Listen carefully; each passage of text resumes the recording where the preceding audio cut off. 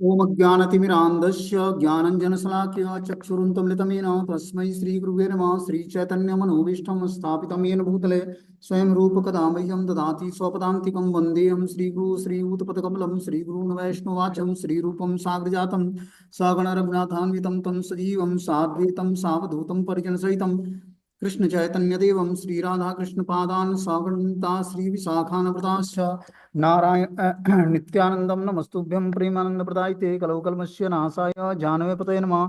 नमो महावदन्याय कृष्ण प्रेम प्रदायिते कृष्णाय कृष्ण चैतन्य नामिने गौरद्विष नमः।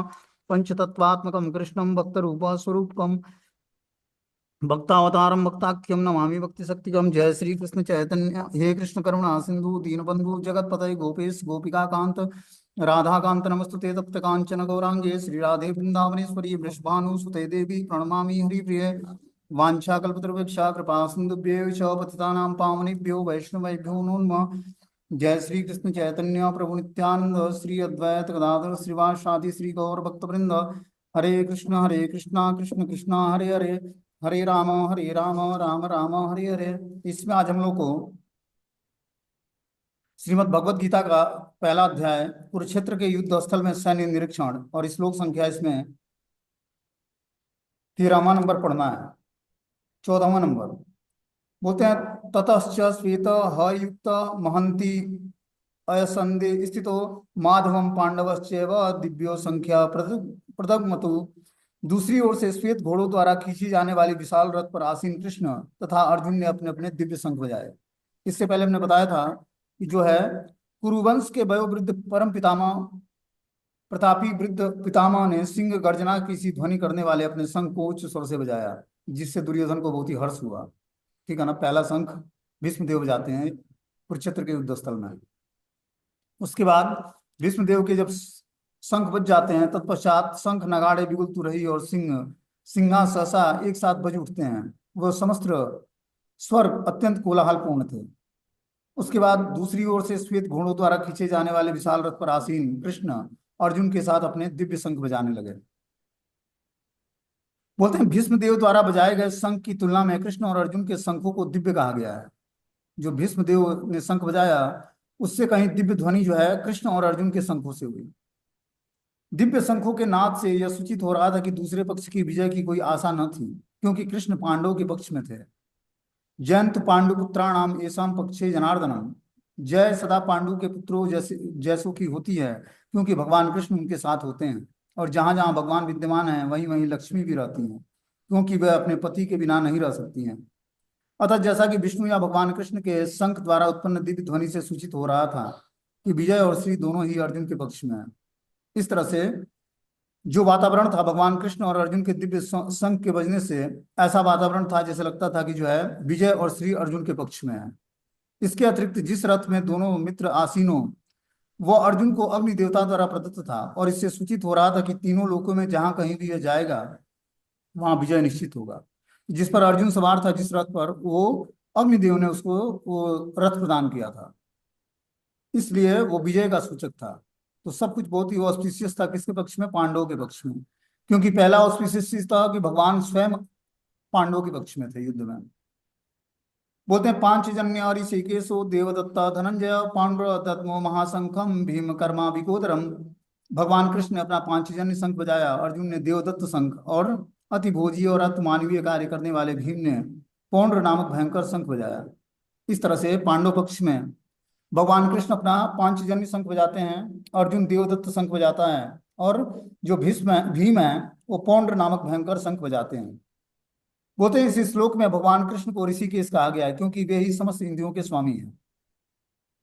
सारे जीव उनके भिन्नांश हैं, अतः जीवों की इंद्रियां भी उनकी इंद्रियों के अंश हैं। चूंकि निर्विशेषवादी जीवों की इंद्रियां का कारण बताने में असमर्थ हैं, इसलिए वे जीवों को इंद्रिय रहित और निर्विशेष कहने के लिए उत्सुक रहते हैं। इस तरह से बता रहे हैं कि भगवान का एक नाम जो है कृष्ण का नाम ऋषिकेश है, क्योंकि वो समस्त इंद्रियों के स्वामी हैं। सारे जीव उनके भिन्नांश हैं, अतः जीवों की इंद्रियां भी उन्हीं के इंद्रियों के अंश हैं। तो जीव के अंदर भी जो इंद्रियां हैं भगवान के ही अंश हैं। ठीक है ना। तो जब भगवान की जीवात्मा भक्ति करता है तो उसकी भी सेंसेस जो है धीरे धीरे कंट्रोल में आते हैं, क्योंकि इंद्रियां भगवान के इंद्रियों के अंश मात्र हैं। कोई भी चीज जो है भगवान से स्वतंत्र नहीं है। इस भौतिक संसार में जो भी वस्तु है सब भगवान में है, तभी जीवात्मा में है। ठीक है ना। हाँ, हो सकता है कि उसका विकृत रूप हो, जो भगवान में सत्य रूप है, पवित्र रूप है, वही मनुष्य में जो है या भौतिक संसार में विकृत रूप है वो। लेकिन अगर जो भगवान में नहीं है तो वो जीवात्मा भी नहीं है, भगवान में है तो जीवात्मा में, इसलिए भगवान पूर्ण है। बोलते हैं इस श्लोक में अर्जुन को धनंजय कहा गया है, क्योंकि जब उनके बड़े भाई विभिन्न यज्ञ संपन्न करने के लिए धन की आवश्यकता हुई थी तो उन्हें प्राप्त करने के लिए उन्होंने सहायता की थी। इस प्रकार भीम को विकोदर कहा गया है, क्योंकि जैसे वो अधिक खाते हैं उसी तरह अति मानवीय कार्य भी करते हैं, जैसे हिडिंबासुर का वध किया। अतः पांडवों के पक्ष में श्री कृष्ण इत्यादि विभिन्न व्यक्तियों द्वारा विशेष प्रकार के शंखों का बजाया जाना युद्ध करने वाले सैनिकों के लिए अत्यंत प्रेरणा का स्रोत था। विपक्ष में ऐसा कुछ नहीं था, जो परम निर्देश भगवान कृष्ण थे, न ही भाग्य की देवी श्री थी। अतः युद्ध में उनकी पराजय पूर्व निश्चित थी। शंखों की ध्वनि माना यह संदेह दे रही थी। इस तरह से भगवान कृष्ण, अर्जुन और भीमदेव ने अपना अपना शंख बजाया, जो बहुत ही ऑस्पिशियस वातावरण क्रिएट हुआ उससे। और क्या हुआ, विपरीत पक्ष में, कौरवों के पक्ष में, उनके हृदय में जो है कायरता आ गई उस शंख की ध्वनि को सुनकर, क्योंकि वो शंख की ध्वनि जो है बहुत ही दिव्य थी, क्योंकि स्वयं भगवान अपना पांचजन्य शंख बजा रहे थे। बोल रहे हैं दूसरे पक्ष में न तो श्री था, श्री मतलब लक्ष्मी, न ही परम निर्देश देने वाले भगवान कृष्ण थे, इसलिए उस पक्ष का हार निश्चित था। बोलते हैं अनंत बीजो राजन कुंती पुत्रो युधिष्ठिर नकुल सहदेवश्च सुघोषो मणिपुष्पक काश्यश्च परमेश्वास शिखंडी च महारथम धृष्टद्युम्नो विराटश्च सात्यकी पार अपराजितम द्रुपदो द्रौपदेयाश्च सर्वस्व पृथ्वीपते सौभद्र महाबाहु शंख दग्धु पृथक पृथक।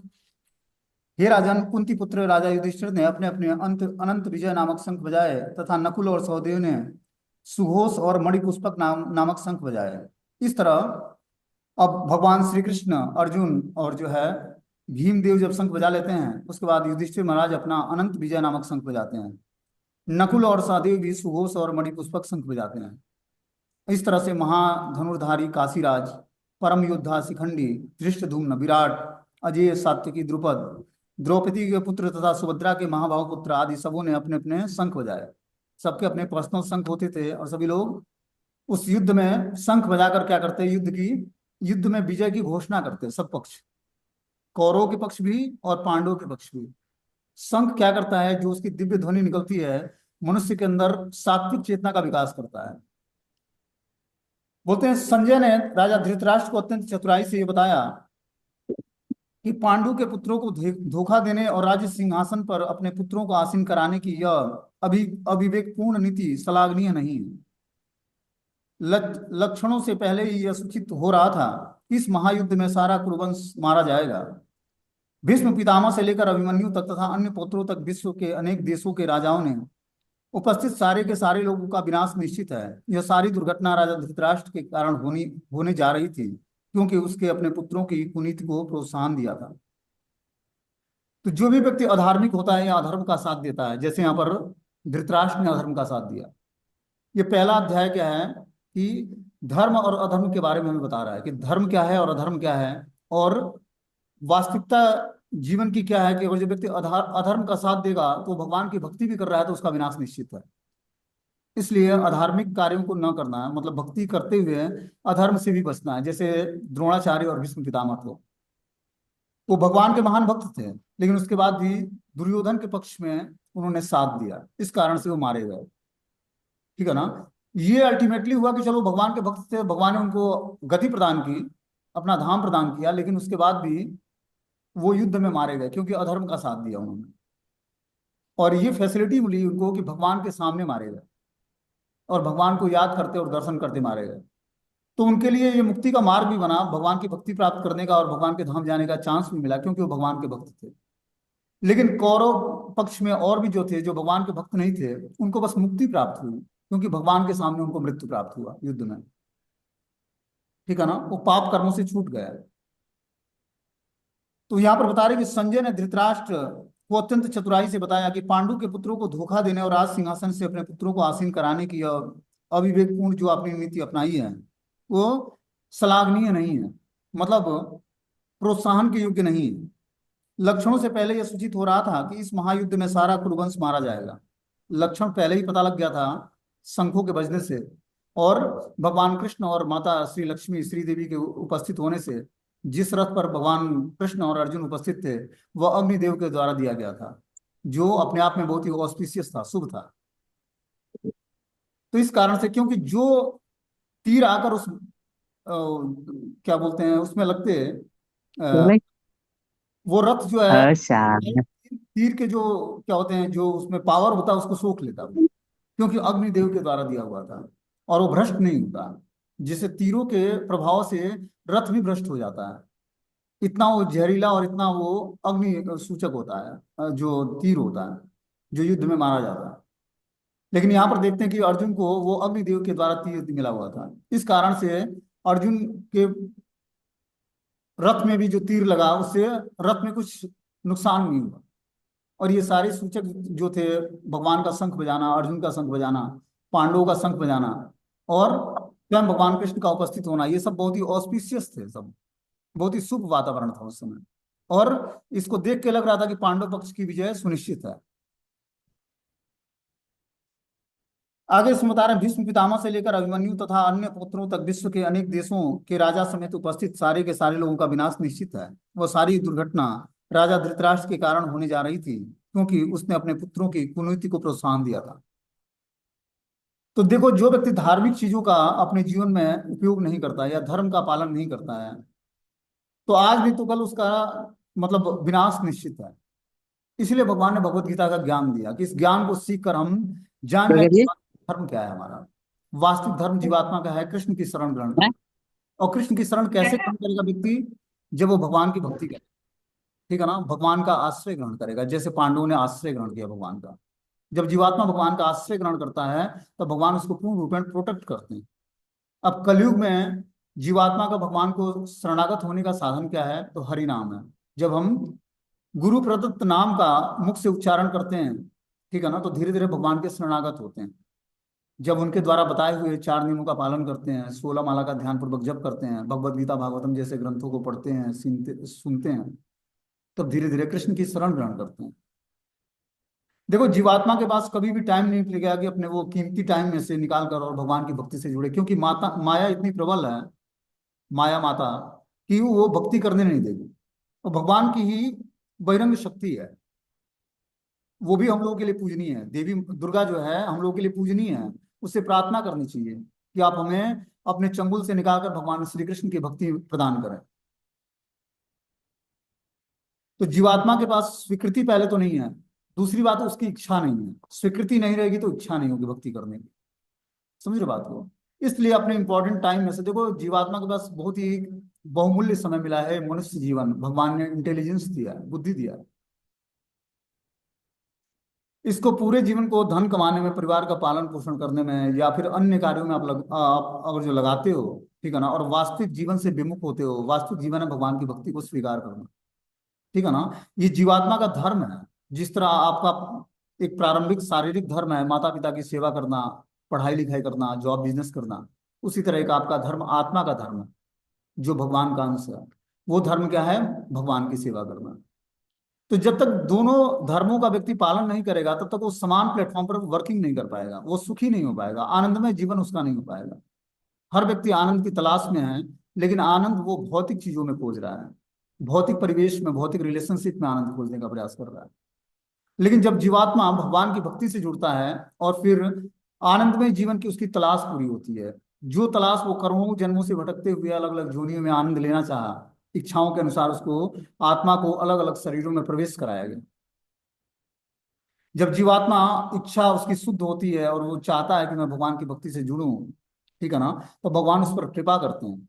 भक्ति में जुड़ने के बाद अगर जो जीवात्मा इच्छा करता है कि मैं भगवान को भूल जाऊं, तो भगवान भुला भी देते हैं, क्योंकि आपकी इच्छाएं स्वतंत्र हैं।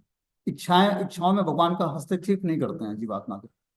ये भगवान ने इस भौतिक संसार में हर जीवात्मा को फ्री विल दिया, स्वतंत्रता दिया, कि वो अपने स्वतंत्रता का सही उपयोग करे। स्वतंत्रता का सही उपयोग क्या है? भगवान की भक्ति से जुड़ना, ठीक है ना। और ये कृष्ण भक्ति क्या करती है? हमारे 14 अनर्थों को नष्ट करती है। आप लोग थोड़ा सा नए डिवोटीज हो तो मैं बताना चाहूंगा कि 14 अनर्थ है मनुष्य के अंदर। 14 अनर्थ हैं क्या क्या?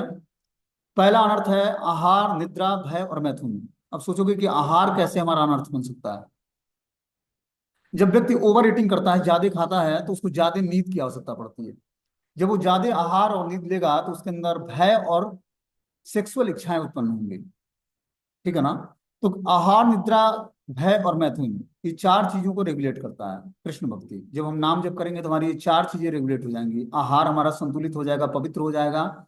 आहार के पवित्र होने से हमारी निद्रा पवित्र होगी। निद्रा के पवित्र होने से हमें भय नहीं लगेगा भौतिक संसार में, क्योंकि जितना ही हम सोएंगे तमोगुण में, अज्ञानता में, उतना ही हमारे अंदर इग्नोरेंस उत्पन्न होगा। ठीक है ना। और इग्नोरेंस ही हमारा भगवान से विमुख होने का कारण है। जब इस तीन चीजों की प्राबल्यता बढ़ती है, आहार, निद्रा और भय, तो उसको लगता है कि मैं मैथुन जीवन से, जो मतलब सेक्सुअल इच्छाओं को पूरा करके मैं इस भय से और जो है आहार निद्रा पर विजय प्राप्त कर लूँ। उसको ये लगता है, क्योंकि इन चीजों को करके उसको अंत में परिणाम क्या मिलता है, उसके अंदर सेक्सुअल इच्छाएं उत्पन्न होती हैं। और इसी से क्या होता है, पूरा व्यक्ति का जीवन जो है बद्ध जाता है, बद्ध अवस्था में आ जाता है। तो कृष्ण भक्ति क्या करती है, हमारे आहार, निद्रा, भय और मैथुन को रेगुलेट करती है। इस चार चीजों के रेगुलेट होने से क्या होता है, जन्म, मृत्यु, जरा, व्याधि, इस चार चीजों पर व्यक्ति विजय प्राप्त कर लेता है। किस पर, जन्म, मृत्यु, जरा, व्याधि।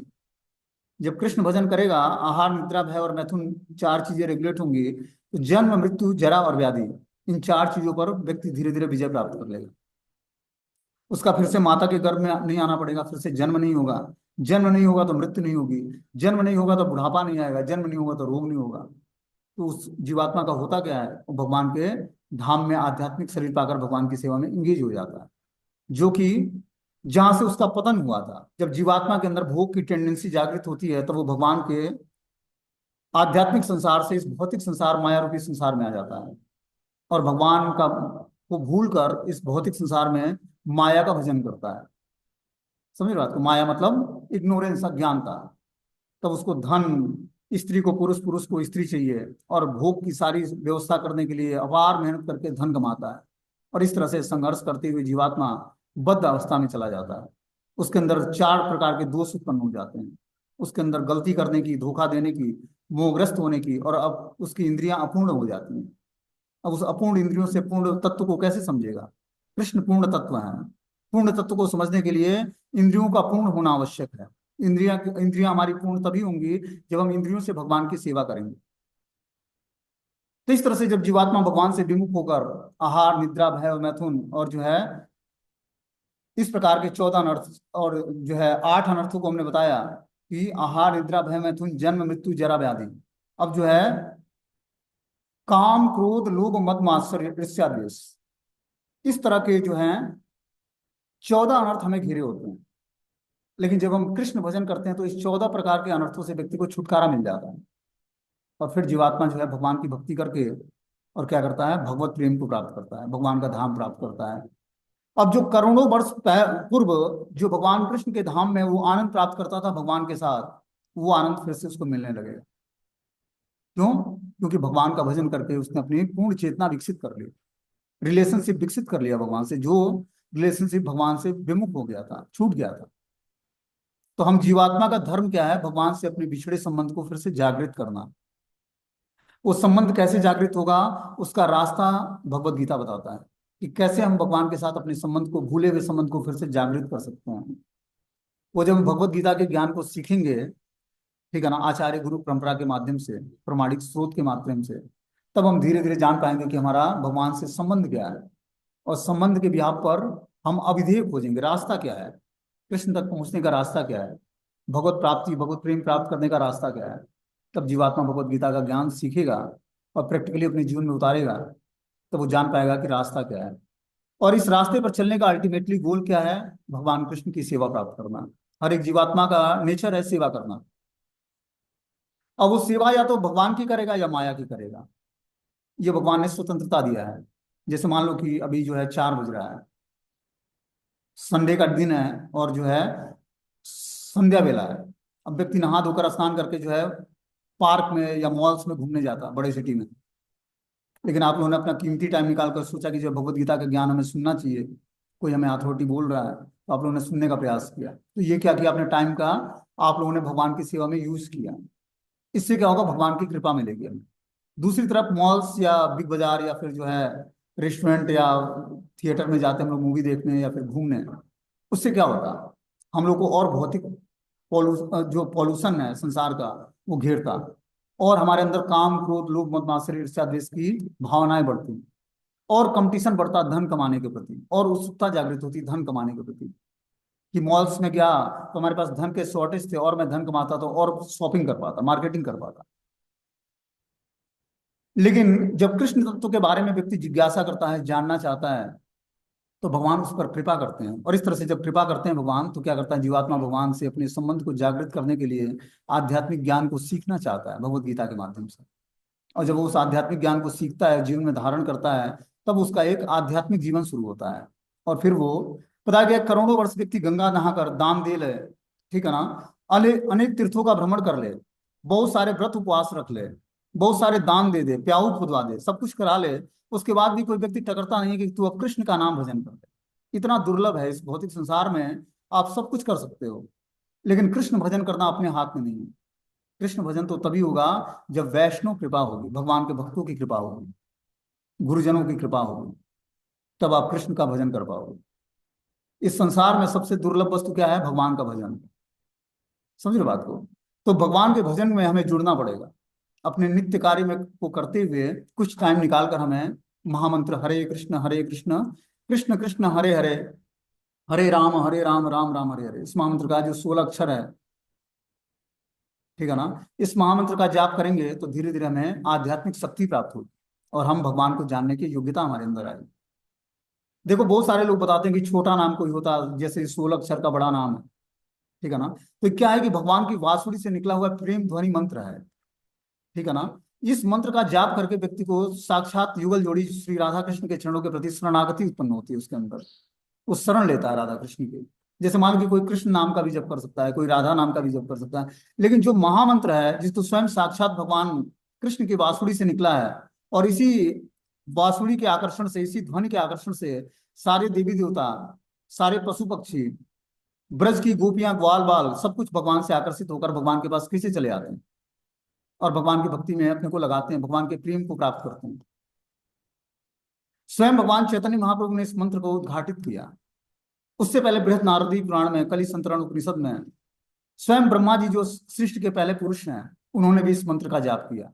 और कलि संतरण उपनिषद में, फिर बृहत नारदी पुराण में इसका विस्तृत वर्णन है कि कलयुग में दोषों से बचने के लिए, कलौ दोष निधि राजन अस्ति एक महान गुणा, कि कलयुग महान दोषों का खान है, लेकिन एक महान गुण है क्या, कीर्तनादेव कृष्ण से मुक्त संग परम ब्रजेत, कि व्यक्ति बस कृष्ण का कीर्तन करके और मुक्त संग परम ब्रजेत, वो क्या करेगा, भगवान की प्रेम भक्ति को प्राप्त कर लेगा, प्रेम प्रेम प्राप्त कर लेगा, और मुक्त संग, मुक्त संग प्राप्त कर लेगा, मुक्त हो जाएगा पाप कर्मों से।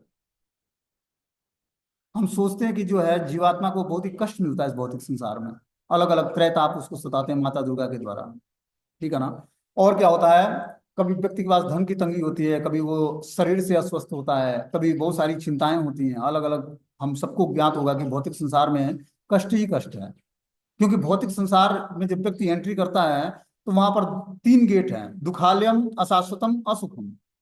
उस 3 गेटों से होकर गुजरना पड़ता है। आप अशाश्वत, मतलब अशाश्वत लोक में आ रहे हो जो कि शाश्वत नहीं, परमानेंट नहीं।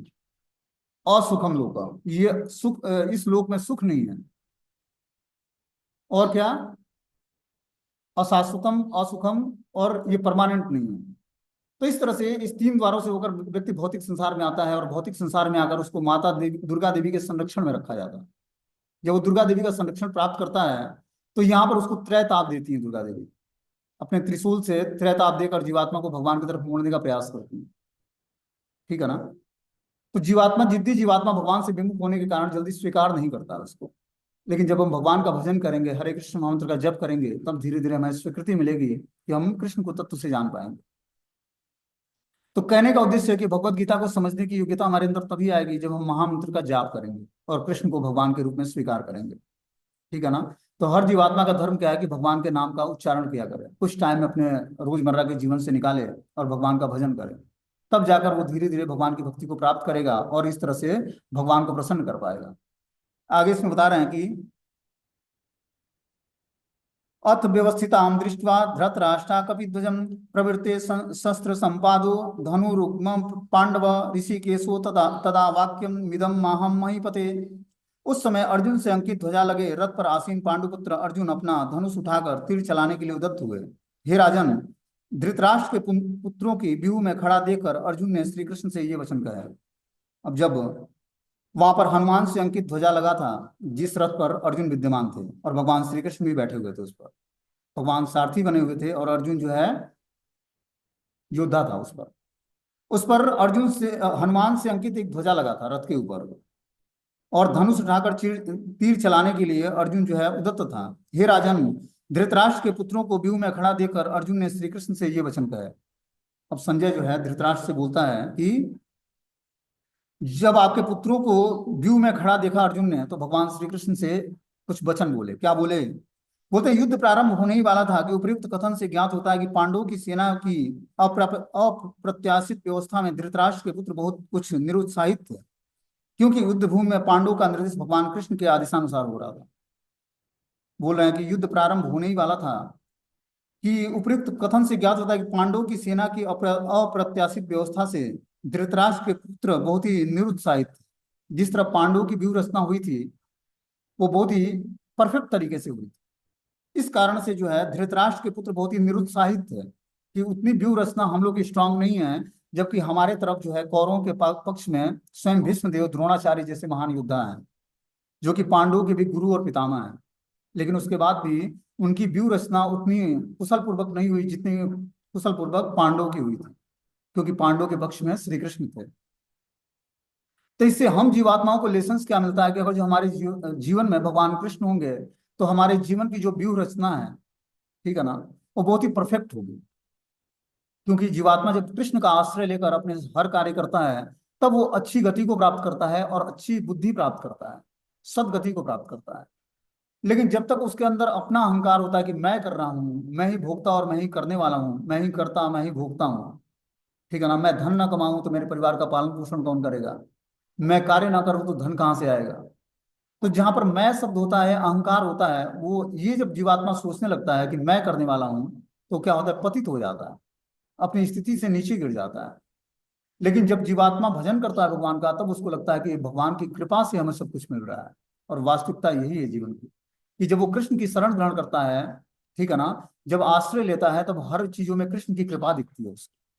और जब वो कृष्ण की कृपा देखेगा हर वस्तु में, तब वो भगवान की शरण ग्रहण करेगा और इस तरह से कृष्ण को ग्लोरीफाई करेगा। जब भगवान को ग्लोरीफाई करेगा तब उसके जीवन में मंगलकारी बारिश शुरू होगी, हर वस्तु में मंगल हो जाएंगे। क्यों? अभी तक वो माया के अंडर गाइडेंस में था, अब वो भगवान श्री कृष्ण की व्यवस्था के अंतर्गत आ गया, उसने ग्लोरिफिकेशन करना शुरू कर दिया। हर जीवात्मा इस भौतिक संसार में किसी न किसी का ग्लोरिफिकेशन करता है, ठीक है ना। स्त्री पुरुष का ग्लोरिफिकेशन करती है, पुरुष स्त्री का ग्लोरिफिकेशन करता है, बच्चे माता पिता का ग्लोरिफिकेशन करते हैं, स्टूडेंट अपने टीचर का ग्लोरीफाई करता है, टीचर अपने स्टूडेंट का को ग्लोरीफाई करता है। हर व्यक्ति ग्लोरिफिकेशन में लगा हुआ है, लेकिन बिरला ही कोई पुरुष जो है भगवान को ग्लोरीफाई करता है इस भौतिक संसार में। जब वो भजन करता है तब उसको अपने जीवन में भगवान का प्रेजेंस अनुभव होता है और तब वो भगवान को ग्लोरीफाई करता है।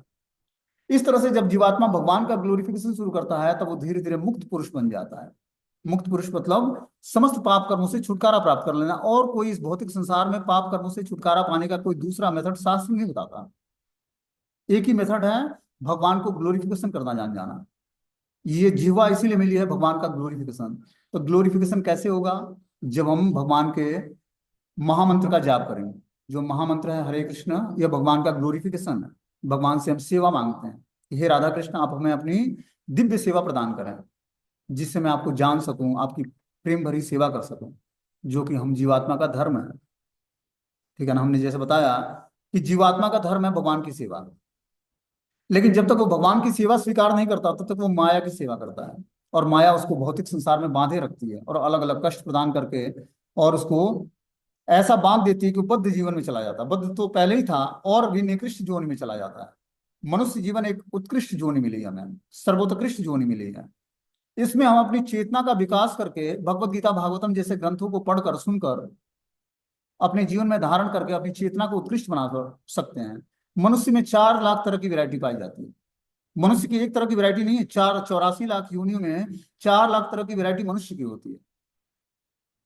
समझ रहे बात को? उस 4 लाख तरह की वैरायटी में व्यक्ति अपने कॉन्शियसनेस का सही उपयोग करके, अपनी चेतना का सही उपयोग करके भगवान के धाम को प्राप्ति कर सकता है, भगवान के धाम को चला जा सकता है, और गलत उपयोग करके इस भौतिक संसार में फिर से बद्ध जीवन में आ सकता है। ये स्वतंत्रता भगवान ने उसको दी है। समझ रहे बात? तो हम अपनी स्वतंत्रता का सही उपयोग करके क्या करें, भगवान को जानने का प्रयास करें। कुछ अपने बहुमूल्य समय में से, 24 घंटे में से कुछ टाइम निकाल कर भगवान के भजन में अपने को जोड़ें। महामंत्र का जाप करेंगे तो धीरे धीरे हमें राधा कृष्ण का अपने जीवन में प्रेजेंस अनुभव होगा। और क्या है, भगवान परम आनंद है। वो हमें क्या करते हैं, परम आनंद प्रदान करते हैं। हर जीवात्मा को आनंद मिलने का, वो आनंद की तलाश में भौतिक चीजों में आनंद खोजता है।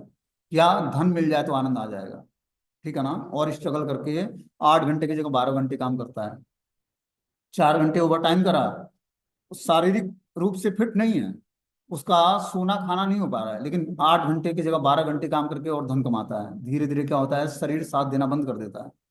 4 घंटे ओवर टाइम करके जो धन कमाया उसको हॉस्पिटल में डॉक्टर को दे देता है, ठीक है ना।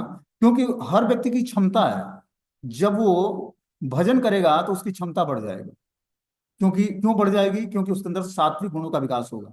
शरीर में जितना ही तमोगुण होता है उतना ही आलस्य, भय, प्रमाद, प्रमाद मतलब पागलपन के लक्षण होते हैं, उतना ही नींद आती है, उतना ही आलस्य होता है। लेकिन जब जीवात्मा भगवान का भजन करता है तब धीरे धीरे वो सतोगुण की वृत्ति धारण करता है। ये हमारा पूरा शरीर जो है 3 गुणों पर आधारित है, सतोगुण, रजोगुण और तमोगुण। सतोगुण व्यक्ति को इस भौतिक संसार से मुक्त करने का प्रयास करता है। उसकी चेतना सात्विक होती है तो उसकी बुद्धि सही कार्य करती है, सही दिशा में कार्य करती है, ठीक है ना।